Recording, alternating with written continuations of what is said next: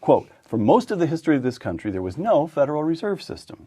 There was no Federal Reserve System, which was established in 1914 to prevent bank failures.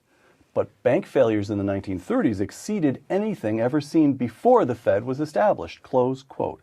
If you could, if we could make you dictator, would you abolish the Fed? Yes. You would?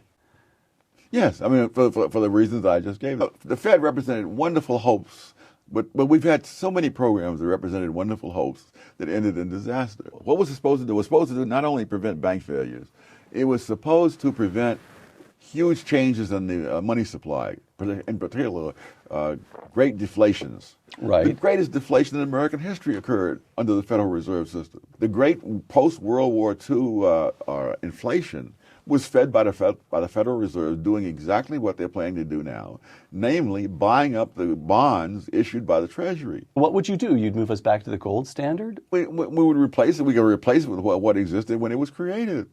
Which was the gold standard. Well, it may be the gold standard, but maybe not. Whether we're on or off the gold standard, that's another whole set of arguments.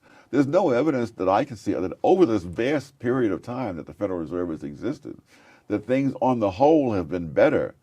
But don't we have the example of that period from 83 through a couple of years ago, that 25 years of economic expansion? We had only two downturns. They were both very shallow and very brief.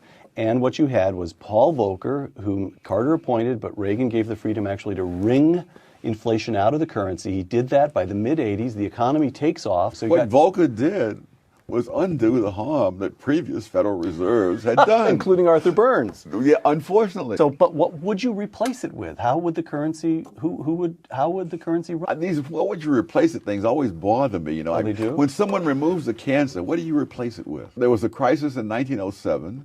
J.P. Morgan, the original J.P. Morgan, called the other bankers into a room, supposedly locked the doors, and said, "We got to do something, or we're going to all collapse." And they did something, and they didn't all collapse. But the progressives were shocked that one man could come in and take command of the situation, and especially someone who wasn't even in the government. Right. So.